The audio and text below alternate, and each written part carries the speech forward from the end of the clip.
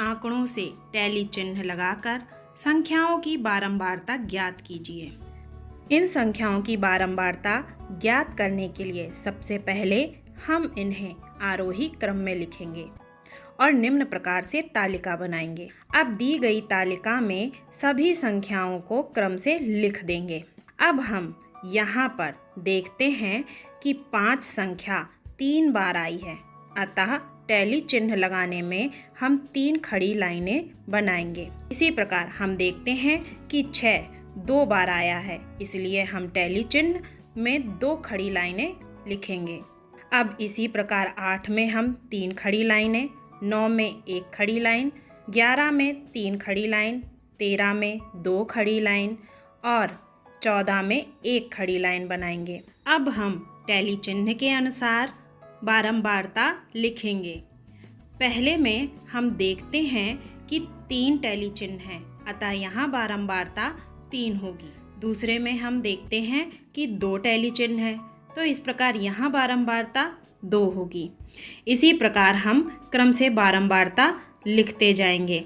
तो तीसरे में हमें 3, चौथे में 1, पाँचवें में 3, छठवें में 2 और 7वें में 1 बारंबारता प्राप्त होगी। अब प्राप्त बारंबारताओं को हम जोड़ लेंगे।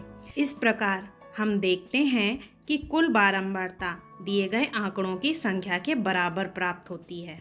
प्रश्न 2, टैली चिन्ह लगाकर निम्नांकित संख्याओं की बारंबारता सारणी बनाइए। तो यहाँ पर हम सबसे पहले पहला प्रश्न हल करेंगे।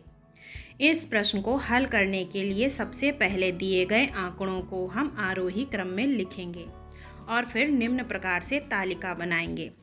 अब दी गई तालिका में हम इन आरोही क्रम में लिखे गए आंकड़ों को क्रम से लिख लेंगे। अब हम देखते हैं कि 2 3 बार आया है, अतः टैली चिन्ह में हम 3 बार खड़ी लाइनें बनाएंगे।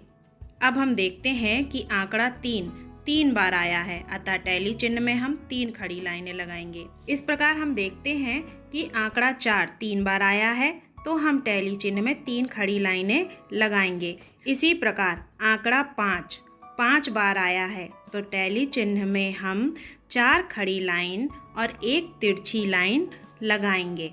अब प्राप्त टैली चिन्ह के अनुसार हम बारंबारता लिखेंगे, जो क्रमशः 3, 3, 3 और 5 आएंगी। अब हम प्राप्त बारंबारताओं को जोड़ लेंगे। इस प्रकार कुल बारंबारता दिए गए आंकड़ों की संख्या के बराबर प्राप्त होगी।